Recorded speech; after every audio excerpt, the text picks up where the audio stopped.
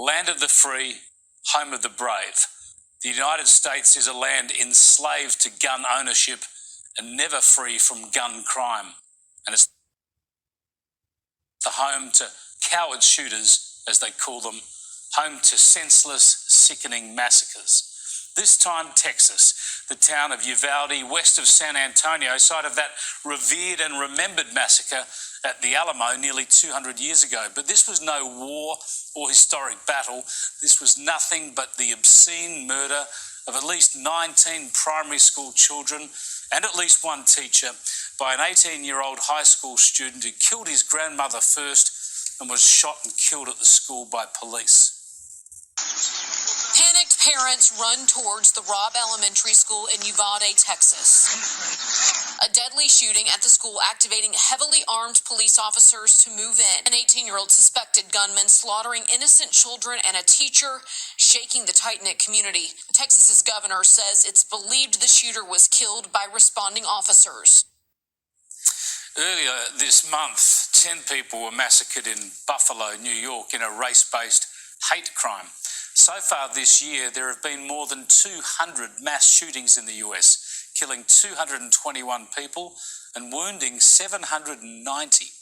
The horror in Texas will go down as the third worst school shooting in the US in its history, after 33 were killed at Virginia Tech in 2007, and of course the 28 deaths at Sandy Hook in Connecticut 10 years ago.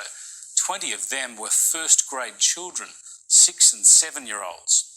The Democrat senator for Connecticut, Chris Murphy, says that community has never recovered.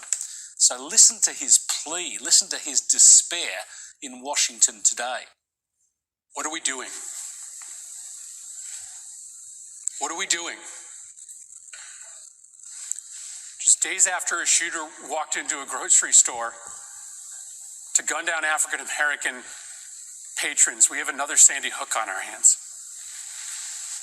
What are we doing? There have been more mass shootings than days in the year. Our kids are living in fear every single time they set foot in the classroom because they think they're going to be next. What are we doing? Why do you spend all this time running for the United States Senate? Why do you go through all the hassle of getting this job, of putting yourself in a position of authority, if your answer is that as this slaughter increases, as our kids run for their lives, we do nothing? What are we doing?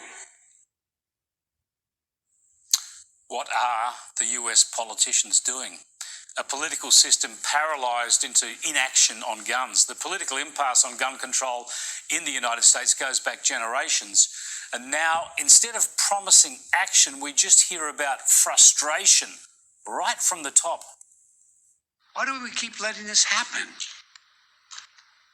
Where in God's name is our backbone to have the courage to deal with it and stand up to the lobbies? It's time to turn this pain into action for every parent, for every citizen in this country. We have to make it clear to every elected official in this country, it's time to act.